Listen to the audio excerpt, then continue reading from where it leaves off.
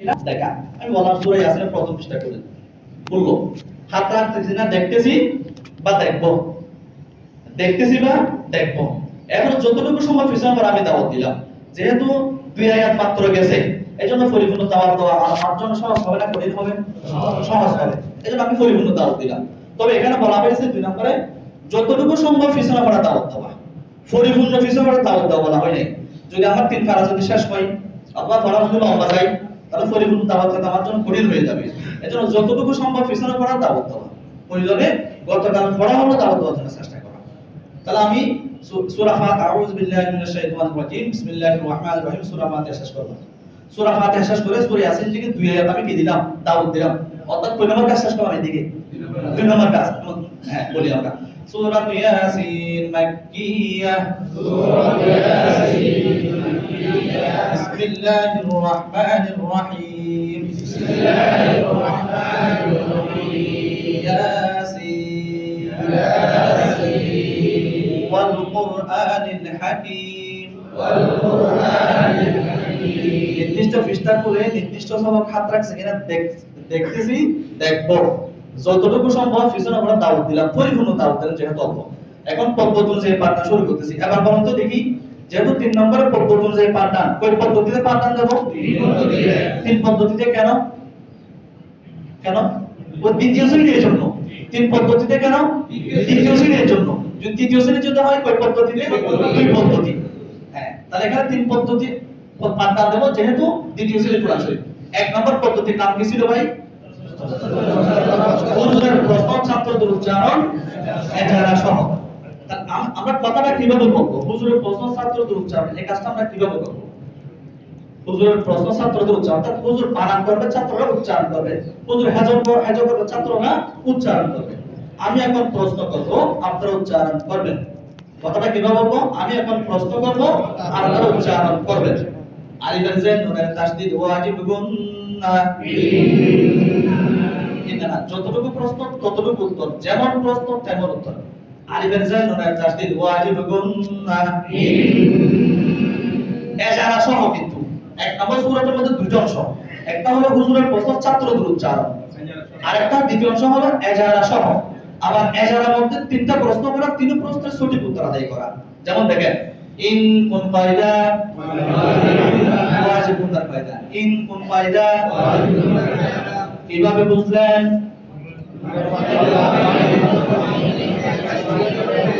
এটা একটা বলা হলো যতটুকু প্রশ্ন ততটুকু উত্তর কিভাবে বুঝলাম হরকতের ভাবে নুনে থাকবে হয়েছে কিভাবে বুঝলেন হরকতের ভাবে ওয়াজিব কোন কায়দা বলেন হরকতের তাহলে দুটো অংশ হুজুর প্রশ্ন করে ছাত্ররা উত্তর দেবে হুজুর বানান করে ছাত্ররা উত্তর দেবে হুজুর প্রশ্ন করে ছাত্ররা উচ্চারণ করবে এরপর দ্বিতীয় অংশ হলো এজারার মধ্যে তিনটা প্রশ্ন তিন প্রশ্নের সঠিক উত্তর আদায় করা আরেকটা এরপর একটা দেখেন নুনের জবর না নুনের জবর না না কোন কায়দা হরকতের কায়দা কিভাবে বুঝলেন নুনের উপর হরকতের কায়দা বলেন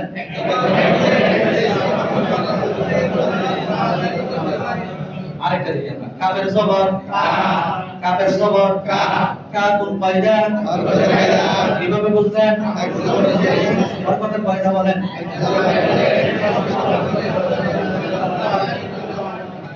এই প্রশ্নের উত্তর যদি ওরা দিতে না পারে ক্লিয়ার করা হ্যাঁ এরপর এভাবে লামের জবর লা লামের জবর লা মিম একই ভাবে এজারা এখন দেখা যাচ্ছে না খার মধ্যে একই এজারা গেছে আমি যদি জিজ্ঞেস করি তিনটা প্রশ্ন করি এজারার মধ্যে তিন প্রশ্নের সঠিক উত্তর আদায় করতে পারবে তাহলে কি আমার সময় দেওয়ার আর প্রয়োজন নেই স্থগিত হয়ে যাবে এটা অবস্থার পরিপ্রেক্ষিতে যিনি আছে পুলিশ সিদ্ধান্তটা নেবে এইভাবে লি পর্যন্ত লি যেমন শেষের দিকে লি অক্ষ করলে কোন মত লি অক্ষ করলে কোন মত কিভাবে বুঝলেন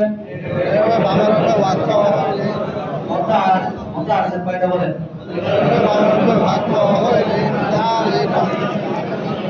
এইভাবে আমরা লিন পর্যন্ত শেষ করলাম অর্থাৎ কয় নম্বর সূরা শেষ করলাম ভাই এক নম্বর সূরা ওই সূরাটার নাম কি ছিল ছাত্র উচ্চারণ এজারা। তাহলে এক নম্বর সূরার সূরাটার মধ্যে অংশ কয়টা ছিল? দুইটা অংশ। হুজুর প্রশ্ন করবে, ছাত্ররা উচ্চারণ করবে এজারা সহ। হ্যাঁ, এখন আসেন দুই নম্বর সূরা। দুই নম্বর সূরাটার নাম কি ছিল? ভাঙা বাহা উচ্চারণ। ঠিক একেবারে ভাঙা বাহা উচ্চারণ দুইটা অংশ, একটা হুজুরের সাথে সাথে একটা হুজুরের বলা শেষ করে, দুইটা অংশ। এখন কথাটা আমরা কিভাবে বলবো, দুটো অংশটা আমরা কিভাবে আদায় করব? হ্যাঁ, আমি এখন ভাঙা বাহা উচ্চারণ করব, আপনারা আমার সঙ্গে বলবেন। আমি এখন ভাঙা বাহা উচ্চারণ করব, আপনারা আমার সঙ্গে বলবেন। ইন ইন না না না না কা কা কা কা। এখন দুইবার বলবো না তিনবার বলবো, কয়বার বলবো, যতবার প্রয়োজন হয়। এখন দেখা যাচ্ছে দুইবার বলছেন, উচ্চারণ সঠিক হচ্ছে না, তিনবার বলেন, তিনবার হচ্ছে না, চারবার বলতে হবে, যতবার প্রয়োজন ততবার বলা। হ্যাঁ, লা লা লা লা মি মি মি মি নাল নাল নাল নাল মোর মোর মোর মোর সা সা সা সা লি লি লি লি না না না না। ওই দুটো অংশ বলা হলো, আরেকটা হুজুরে বলা শেষ করে। হ্যাঁ, আমি আবার বাংলা উচ্চারণ করব, আপনারা চুপ করে থাকবেন, আমার বলা শেষ হওয়ার একটু পর আপনারা বলবেন। তাহলে কমান্ডটা কি দেওয়া হলো বা কথাটা কিভাবে বলা হলো? আমি আবার বাংলা উচ্চারণ করব, আপনারা চুপ করে থাকবেন, আমার বলা শেষ হওয়ার একটু পর আপনারা বলবেন। হ্যাঁ, চুপ থাকতে রাখবে কিন্তু। হ্যাঁ, মত করেন। হ্যাঁ, ইন চুপ করে থাকবেন। হ্যাঁ, হাত ধরেন, হাত ধরেন। ইন না কা লা মি নাল মোর সা লি না। হ্যাঁ, ইন্না কা লা মি নাল মুরসালিনা। মনে করেন কোরআন শরীফের দরদর করতেছেন, আমরা সবাই একটু হাত দেওয়ার চেষ্টা করি। হ্যাঁ, দেখি আবার বাংলা উচ্চারণ। ইন্না কা লা মি নাল মুরসালিনা। এই যে অনেকে আমরা যে হাতে ধরলাম, কিন্তু একদম সোজা করে ধরা আছে। ইন না কা লা মি নাল, নাল বলার সময় হা নুনের নিচ থেকে লামের নিচে আসবে, মিমের নিচ থেকে রর নিচে আসবে, এইভাবে। আবার বাংলা উচ্চারণ। ইন্না কা লা মি নাল মুরসালিনা। এইভাবে বাংলা উচ্চারণ কমপক্ষে 5 বার অথবা পরিমাণ মতো। এবার 3 নম্বর সূরাটার নাম কি ছিল? মতন উচ্চারণ। 3 নম্বর সূরাটার নাম হলো মতন উচ্চারণ। হ্যাঁ, আমি এখন একসাথে বলবো, তাহলে মতন উচ্চারণ আগে কিভাবে করব, কথাটা কিভাবে বলবো, আমি এখন একসাথে বলবো। হ্যাঁ, ইন্নাকা ইন্নাকা ইন্নাকা ইন্নাকা লামিনাল লামিনাল লামিনাল লামিনাল। এখন দেখেন এই শব্দ শব্দ বলা হয়েছে, আমি এখন একসাথে বলবো, কিন্তু আমরা বলতেছি অল্প অল্প বা শব্দ শব্দ। তাহলে সুতরাং আমাদের বুঝে নিতে হবে, আয়াত যদি লম্বা হয় তাহলে একসাথে না, প্রথমে শব্দ শব্দ বা অল্প অল্প, এরপরে এই সাথে বলবো। এখন দুইবার বলবো না তিনবার বলবো একটা শব্দ, ওই আগেরই উত্তর। অর্থাৎ দুইবার বলবো না তিনবার বলবেন, অবস্থার পরিপ্রেক্ষিতে শ্রেণীর শিক্ষক যিনি আছে উনি সিদ্ধান্ত নেবেন। কঠিন মনে হলে একাধিক বলবে, আর সহজ হয় একবার বা দুইবার শেষ করে দিন। হ্যাঁ, ইন্নাকা ইন্নাকা ইন্নাকা ইন্নাকা লামিনাল লামিনাল লামিনাল লামিনাল মুরসালিন মুরসালিন মুরসালিন মুরসালিন।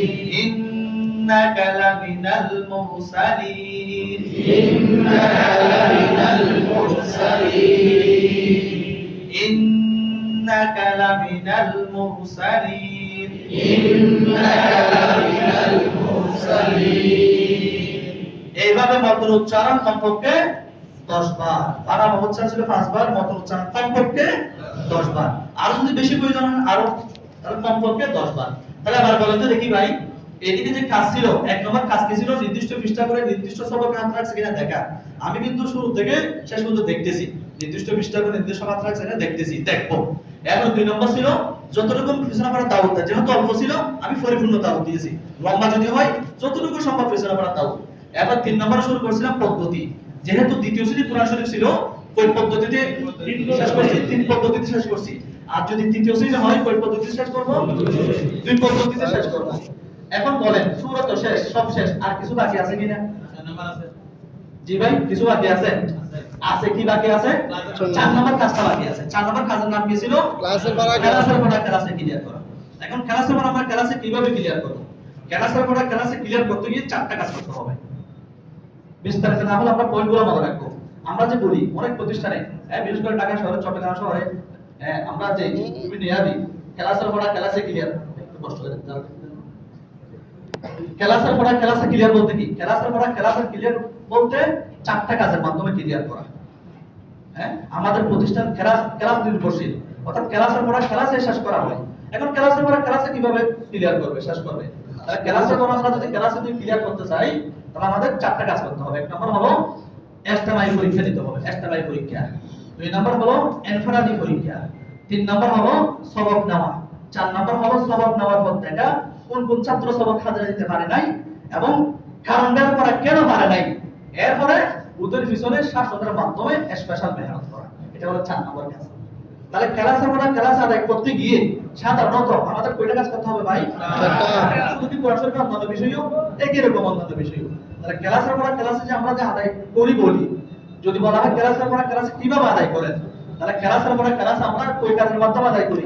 4টা কাজের মাধ্যমে আমরা আদায় করি। 1 নম্বর হলো ইজতিমাই পরীক্ষার মাধ্যমে, এরপরে ইনফিরাদি পরীক্ষার মাধ্যমে। তাহলে ইজতিমাই ইনফিরাদি পরীক্ষা যখন শেষ হয়ে যাবে, এরপর আমরা 3 নম্বর সবক নিই।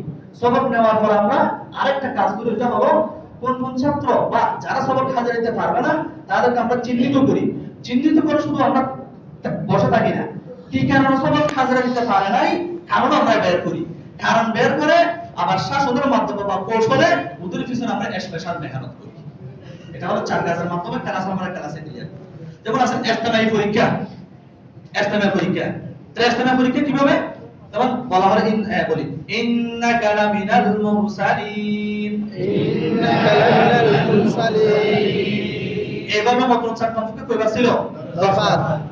এরপরে 4 নম্বর কাজের 1 নম্বর কাজ শুরু করতেছি। আবার বলেন ইন্নাকা লামিনাল মুরসালিন।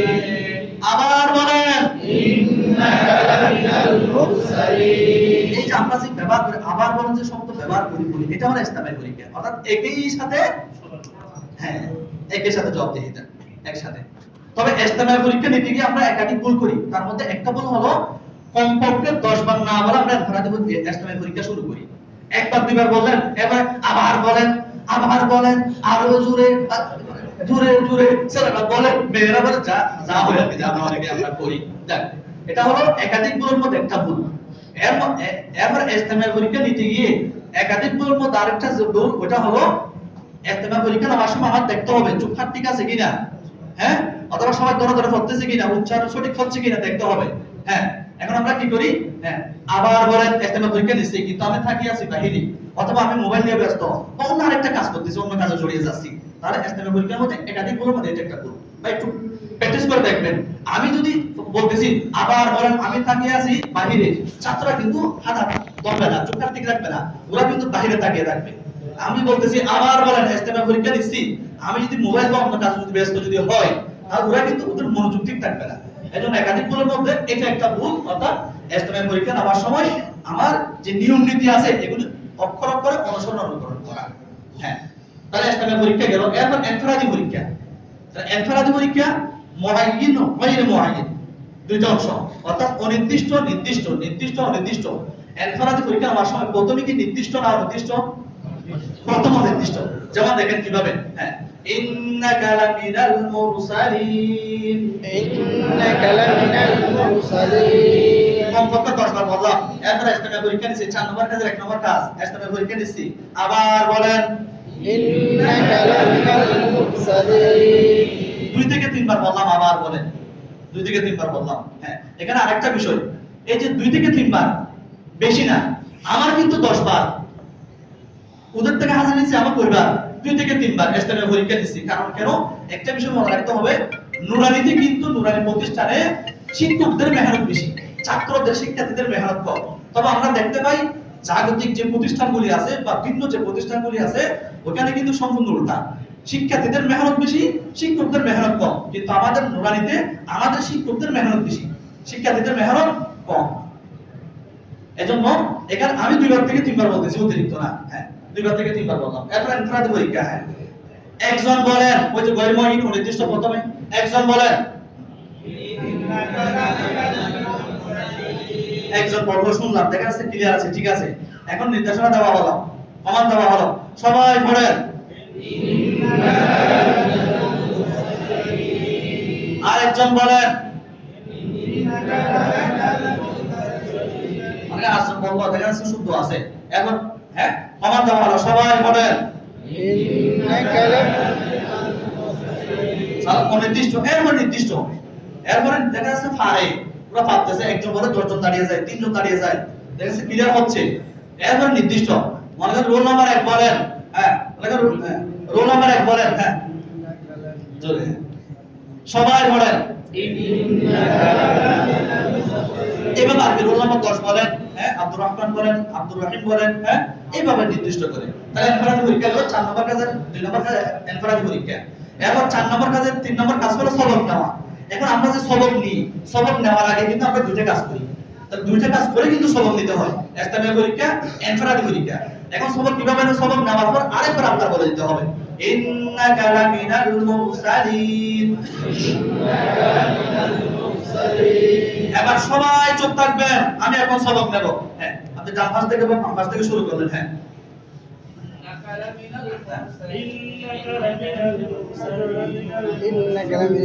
এইভাবে সবক নিলেন আর কি। হ্যাঁ, তো সবার কাছ থেকে সবক নেওয়া হলো। এখন যে সবক নেওয়া হলো 3 নম্বর কাজ। এরপর 4 নম্বর কাজ, সবক নেওয়ার পর দেখা কোন কোন ছাত্র সবক হাজির দিতে পারে নাই, কেন পারে নাই, কারণ বের করে ওদের পিছনে কৌশলে বা শাসনের মাধ্যমে স্পেশাল মেহনত করা। যেমন 20 জন ছাত্র, 30 জন ছাত্র সবাইকে সবক হাজির দিতে পারবে, সবার মেধা শুনতে একই রকম না, এজন্য অনেকে পারবে না। তারা মনে করে 2 জন পারে নাই। এরপর আমি কেন পারে নাই কারণ বের করলাম। কারণ কেন পারে নাই কারণ বের করার জন্য আপনার 4টা বিষয় মনে রাখতে হবে। ভাই একটু খেয়াল করি, 4টা বিষয় বলতে, হ্যাঁ, এখন আমরা মোবাইল নিয়ে ব্যস্ত হয়ে গেছি, একটু খেয়াল করলে ভালো হয়। হ্যাঁ, এই কেন পারে নাই, আপনি আপনার কারণ বের করার জন্য যন্ত্রপাতি লাগবে না, আপনার দেখার সাথে সাথে এটা এই কারণে পারে নাই, উনার এই রূপ। তাহলে চিকিৎসা এইভাবে, যেমন না পারার জন্য, দুর্বল হওয়ার জন্য 4টা কারণ, মৌলিক 4টা কারণ। 1 নম্বর হলো ছাত্র-ছাত্রী যে দুর্বল হয়, অনুপস্থিতির কারণে দুর্বল হয়। 2 নম্বর হলো গাইড অবহেলার কারণে দুর্বল হয়। 3 নম্বর হলো এই মেধাহীনতার কারণে দুর্বল হয়। 4 নম্বর হলো অনিয়মতান্ত্রিক পাঠদানের কারণে দুর্বল হয়। তাহলে ছাত্র-ছাত্রীর দুর্বল হওয়ার কারণ কয়টা বলা হলো? 4টা। আশা করি এর বাইরে ওইরকম থাকবে না, থাকলে এর ভিতরেই আছে। 1 নম্বর হলো অনুপস্থিতির কারণে দুর্বল হয়। যতই ভালো ছাত্র হোক না কেন, যদি অনুপস্থিত যদি থাকে দেখবেন দুর্বল হয়ে যাবে। এরপরে উপস্থিত থাকে ঠিক আছে, কিন্তু গাইড অবহেলা। গাইড অবহেলা বলতে গাইড আবার কয়েক স্তর, এই অভিভাবকদের গাইড, শিক্ষকদের গাইড, প্রতিষ্ঠান কর্তৃপক্ষের গাইড, ঠিক একইভাবে বোর্ডের গাইড। তাহলে এক এক, হ্যাঁ, যে তদারকি গাইড বা তদারকি ক্লিয়ার থাকা। তাহলে গাইড অবহেলার কারণে দুর্বল হয়। এরপরে হলো 3 নম্বর হলো মেধাহীনতার কারণে দুর্বল হয়। 4 নম্বর হলো অনিয়মতান্ত্রিক পাঠদানের কারণে দুর্বল হয়। এখন উপস্থিত থাকে, এই তদারকি তো ঠিক আছে, এরপরে মেধাও ঠিক আছে, তবু দুর্বল, মনে করতে হবে অনিয়মতান্ত্রিক পাঠদানের কারণে দুর্বল হচ্ছে। এখন আমি 2 জন ছাত্র, আমার যে 2 জন ছাত্র সবক হাজির দিতে পারে নাই, আমি চিহ্নিত করলাম। এখন কারণ বের করতেছি, কেন পারে নাই। একই কারণ থাকতে পারে অথবা একাধিক কারণ থাকতে পারে। দেখলাম অনুপস্থিতির কারণে দুর্বল হয়েছে, ও মেধা ঠিক আছে, অনুপস্থিতির কারণে। ও দেখলাম উপস্থিত থাকে ঠিক আছে, কিন্তু এই মেধা শক্তি কম। এখন আমি কি করব? রূপ চিহ্নিত করলাম শাসনের মাধ্যমে, যাকে যতটুকু বলতে হয়, যতটুকু শাসন করতে হয়, শাসনের মাধ্যমে আমি এই স্পেশাল মেহনত করলাম। তবে এখানে শাসন বলা হয়েছে, মারিফিক বলা হয় নাই। কারণ শাসন বলতে কি বোঝায়? শাসন হলো অপরাধ, যে অপরাধী যে যিনি অপরাধ করছে, এমন কৌশল, এমন টেকনিক অবলম্বন করা, যে টেকনিকের দ্বারা, যে কৌশলের দ্বারা অপরাধী অপরাধ থেকে ফিরে আসবে, এটার নাম হলো শাসন। তাহলে মারিফিক শাসনের 4 থেকে 5 নম্বর একটা স্তর। আমরা যে মারিফিক, এটাও শাসনের ভিতরে অন্তর্ভুক্ত, তবে 4 থেকে 5 নম্বর, 4 নম্বর বা 5 নম্বর একটা অংশ মারিফিক। তাহলে এই জন্য বলা হলো এই শাসনের মাধ্যমে ওদের পিছনে স্পেশাল মেহনত করা। স্পেশাল মেহনত আমরা বিশেষ মেহনত কিভাবে ছাত্র দিয়ে ছাত্রের পিছনে মেহনত করতে পারি, অথবা এই যে বাকি যে 20 জনের মধ্যে বা 30 জনের মধ্যে 38 জন সবক হাজিরা দিল, এই 28 জন সবক হাজিরা দিল 30 জনের মধ্যে, বাকি 2 জন পারে নাই, 28 জন থেকে আমি বাছাই করে মেধাবী ভালো দেখে ভদ্র দেখে বাছাই করে ঠিক করে দিলাম, ভাই তুমি এদিকে আসো ওকে পড়াও, তুমি এদিকে আসো ওকে পড়াও, ছাত্রদের মেহনত করলাম। বাকিদেরকে বললাম দুইজন তিন নামে গ্রুপ করে দিলাম, ওরা শিখতে লাগলো ইন্টারনেট মুসলিম। অথবা আমি ওদেরকে বললাম আপনারা গ্রুপ করে বসে যান, অথবা তিনজন সাতজন বসে যান, বাকি দুইজনকে আমরা সামনে ডাকলাম, ডাকার পর ওদের পিছনে আমি স্পেশাল মেহনত করলাম। তাই এবার যদি আমরা মেহনত করি, 4 নম্বর স্তরে যদি আমরা মেহনত করি, তাহলে কোনো দুর্বল ছাত্র দুর্বল থাকবে না। তো এই হলো পাঠদান পদ্ধতি, তার সাথে সাথে সহায়ক কিছু আলোচনা। এখন আসলে এটা তো দ্বিতীয় শ্রেণী, আমরা দ্বিতীয় শ্রেণী বুঝতে পারলাম 3 সূরাতে বা 3 পদ্ধতিতে পাঠদান দিতে হয়, এবং 3 পদ্ধতিতে পাঠদান দেওয়ার আগে দুটো কাজ করতে হয়, পাঠদান দেওয়ার পর একটা কাজ করতে হয়। হ্যাঁ, এরপর তৃতীয় শ্রেণী যদি হয়, তাহলে তৃতীয় শ্রেণী যদি হয় এইটা স্থগিত হয়ে যাবে। কোন নম্বরটা? 1 নম্বরটা। তাহলে বাকি থাকলো কয়টা ভাই? দুইটা। বাংলা উচ্চারণ, মতন উচ্চারণ, এই 3 পদ্ধতিতেই আমরা তৃতীয় শ্রেণীতে পড়াবো। এখানে আলোচনা করার প্রয়োজন আছে? সহজ একদম, এটা বোঝা যাচ্ছে ওইটা সহজ। তাহলে প্রথম শ্রেণীতে কি এই সব তিনটা ঠিক থাকবে, একটা অতিরিক্ত, ওইটা হলো কি ভাই? চোখাতের বানান, চোখাতের বানান না মানে কিছুক্ষণ পর্যন্ত একটা সূরা অথবা কিছুক্ষণ পর্যন্ত চোখাতের বানান, তারপর হুজুরের প্রশ্ন ছাত্রদের উচ্চারণ, ওইটা অতিরিক্ত। তাহলে আশা করি এই যতটুকু তাড়াহুড়া করে যতটুকু আলোচনা হয়েছে, যারা অলসতা বাহানা ছেড়ে যারা আরবের মানার সামনে থেকে আলোচনা শুনছিলেন তারা অবশ্যই উপকৃত হয়েছে। তবে আলোচনার পরিপ্রেক্ষিতে কয়েকটা প্রশ্ন, সংক্ষেপে কয়েকটা প্রশ্ন, তার উত্তর। 1 নম্বর হলো, অনেক সময় তো আমরা বলতেছি বা মনে মনে প্রশ্ন আসতে পারে, আপনি যে ব্যালেন্স করে লিখে লিখে পড়ালেন, আমরা কি ক্লাস 2 ক্লাস 3 তে লিখে লিখে পড়াবো? এই প্রশ্নের উত্তর হলো, আমরা লিখে লিখে পড়াবো না, দেখে দেখে পড়াবো। তার উত্তর আপনারাই দেন। তার উত্তর দেওয়ার জন্য থিওরিটা কি? থিওরি হলো ফেলার নাসারি প্রথম, আগে হলো ব্ল্যাকবোর্ডের কাজ, সিলেটের কাজ, এরপর বইয়ের কাজ 3 শ্রেণীতে। আর ক্লাস 2 ক্লাস 3 তে হলো আগে বইয়ের কাজ, এরপর হলো কি ব্ল্যাকবোর্ডের কাজ, থাকলে ব্ল্যাকবোর্ডের কাজ। তাহলে এটা যেহেতু দ্বিতীয় শ্রেণী বা তৃতীয় শ্রেণী, আপনারা বলেন আমরা কি ব্ল্যাকবোর্ডে লিখে লিখে পড়াবো না দেখে দেখে পড়াবো? দেখে দেখে পড়াবো। তাহলে লিখা কোন বলে যেগুলো লিখা প্রয়োজন এগুলো আমরা লিখাবো, লিখা সিলেবাস করে। হ্যাঁ, আরেকটা প্রশ্ন আসতে পারে, ওটা হলো এই যে আপনারা বাঁকা বাঁকা করে লিখছেন, এটা নিয়ে অনেক তর্ক বিতর্ক হয়, মারামারি হয়, বাঁকা বাঁকা করে লিখছেন কেন? তাহলে বাঁকা বাঁকা করে লেখা হয়েছে নুরানিতে আরবি বাংলা ইংরেজি 3 প্রকারের লেখা, হয়তো সোজা হয়তো বাঁকা। হ্যাঁ, 2 ধরনের লেখা হয়, হয়তো সোজা হয়তো বাঁকা। সোজা হলো প্রত্যেকটা সোজা, বাঁকা হলো প্রত্যেকটা বাঁকা। আবার বাঁকা হলো বাংলা ইংরেজি কোন দিকে বাঁকা? ডান দিকে বাঁকা, আরবি হলো বাম দিকে বাঁকা, বাম দিকে বাঁকা। দুটো যেহেতু লেখা যায়, এই জন্য আমরা বাঁকা করে লিখাই। হয়তো বলতে আমরা বাঁকা করে লিখাছেন কেন? বাঁকা করে লেখা হয়, একটু যদি বাঁকা করে লেখা হয়, লেখার আকর্ষণটা একটু বৃদ্ধি পায়। লেখার আকর্ষণ বৃদ্ধি পাওয়ার জন্য আমরা একটু বাম দিকে বাঁকা করে লেখা, বিশেষ করে চট্টগ্রাম ধরে তালিম কোরআন পড়ে এটাকে প্রাধান্য দিয়ে থাকে। হ্যাঁ, আলোচনার পরিপ্রেক্ষিতে আরেকটা প্রশ্ন, ওটা হলো হুজুর আপনি যে পদ্ধতি আলোচনা করলেন, যে আলোচনা করে গেলেন, একটাই আসলে 1 ঘন্টা চলে গেছে, আমরা কিভাবে সিলেবাস শেষ করব? না, বা এটা তো একটা থিওরি আলোচনা করা হয়েছে। এখন মনে করেন ক্লাস 2 তে 3 সূরা আমরা পড়াবো, কিছু দূর গেছে, পেটটা সূরা গেছে, এখন হুজুরের প্রশ্ন ছাত্র উচ্চারণ যারা পারে স্থগিত হয়ে গেল। হ্যাঁ, বাংলা উচ্চারণ, মতন উচ্চারণ 2 সূরা আমরা কোরআন শরীফ শেষ করব। 3 সূরা আমরা 2 সূরাতে শেষ করতেছি, বাংলা উচ্চারণ, মতন উচ্চারণ। আপনি 10 পৃষ্ঠা পড়ালেন, 1 পারা পড়ালেন, দেখা যাচ্ছে বাংলা উচ্চারণ পারে। হ্যাঁ, বাংলা উচ্চারণ পারে, আপনার বাংলা উচ্চারণ কি 30 পারা পর্যন্ত পড়াতে হবে না, কিছু দূর যাওয়ার পরে স্থগিত হয়ে যাবে। ঠিক একইভাবে প্রথম শ্রেণীতে তাহলে কিছু কিছু বিষয় আছে কিছু দূর যাওয়ার পর স্থগিত হয়ে যায়। এখন হয়তো আমরা বলতে পারি তাহলে কোন কোন বিষয় কতটুকু যাওয়ার পর স্থগিত হবে, এটা শ্রেণী শিক্ষকই সিদ্ধান্ত নেবে। যে বিষয় যতটুকু যাওয়ার পর অবস্থার পরিপ্রেক্ষিতে স্থগিত করতে হয়, ওইটা স্থগিত করে ওইভাবেই ওইখান থেকে ওইভাবে পড়াবে। হ্যাঁ, তবে আরেকটা প্রশ্ন আসতে পারে, হয়তো আমরা যেটা নিয়ে অনেক বিষয় হেফাজতের শিক্ষকরা বা কিতাবখানার শিক্ষকরা আমাদেরকে এই প্রশ্নটা বেশি করে, ওটা হলো হুজুর আপনি যে বললেন হুজুরের প্রশ্ন ছাত্রদের উচ্চারণ, এই যে প্রশ্নগুলি যে অর্থাৎ বানান যে করলেন, এটা কোন বানান? এটা হলো নুরানি পদ্ধতিতে বানান। যেমন আলিফ হাসান নুন তাদিদ ওয়াজিব গুন্না নুন জবর না কাফে জবর কা। হ্যাঁ, এটা একটা বানানের একটা অংশ, বানান একটা প্রকার। এরকম অনেক বানান আছে। বানান হুজুর প্রশ্ন উচ্চারণ মানে বানান, বানানের বিভিন্ন ইয়া আছে। যেমন আমাদের নুরানিতে একরকম, আমরা যে মর্তবা পড়ছিলাম মর্তবা একরকম ছিল। যেমন আলহামদু, হামজা লাম জবর আল, বলতে দেখি হামজা লাম জবর আল, আমিন জবর হাম, আলহাম দাল পেশ দু, আলহামদু লাম লাম জের লিল, লাম খাড়া জবর লা, লিল্লাহ হাজিরি লিল্লাহ। একটা পদ্ধতি বিজ্ঞানী পদ্ধতিতে একটা আছে। আমাদের একটা দোস্ত আছে বিজ্ঞানী পদ্ধতি, তোমাদেরটা কি রকম? মানে আমাদের তো বানানো রকম কি রকম? আলহামদু বানান করতেছে, আপনারা উচ্চারণ করবেন। আলিফ যাবে লামের সাথে, শুধু উচ্চারণ করবেন। আলিফ যাবে লামের সাথে, হা যাবে মিমের সাথে, দাল যাবে না কারো সাথে, লাম যাবে লামের সাথে, লাম যাবে না কারো সাথে, আর একটু বাকি আছে, লাম যাবে না কারো সাথে, এক আলিফ টানতে হবে। এটা একটা পদ্ধতি, এটা একটা পদ্ধতি। তা আমাদের একটা পদ্ধতি টাঙ্গের মধ্যে আমাদের একটা আছে। এই গত পরশুদিন এখানে চুক্তি বাড়ি একটা যে বোর্ড আছে, এখানে প্রায় 8 জন এখানে পরিদর্শন করার জন্য আসে। যিনি চুক্তি বাড়ির প্রধান যিনি ছিলেন হযরতের ছেলে, উনি তো মারা গেছেন রাহমাতুল্লাহি আলাইহি। উনি পরিদর্শন করছেন, হুজুর সাথে বিভিন্ন আলোচনা হলো। হুজুর আপনাদের মানা কি রকম? চুক্তি বাড়ি বলে আমাদের তো অন্যরকম। শুনলাম ওদের থেকে আমারও হাসি আসছে, আর কিছু জিজ্ঞেস করি নাই। ওই আরেক রকম আছে। তাহলে আমরা বুঝতে পারলাম মানানোর শুধু একটা পদ্ধতি নয়, মানানো কি আছে ভাই? একাধিক পদ্ধতি আছে। যেহেতু একাধিক পদ্ধতি আছে, এই জন্য আমরা একাধিক পদ্ধতি থেকে এটা অনুসরণ করতেছি। হয়তো প্রশ্ন আসতে পারে, হুজুর যেটা কঠিন, যেটা আমরা ভালো করে পারি না, ওটা কেন অনুসরণ করতেছেন? কেন এটা অনুসরণ করা হচ্ছে?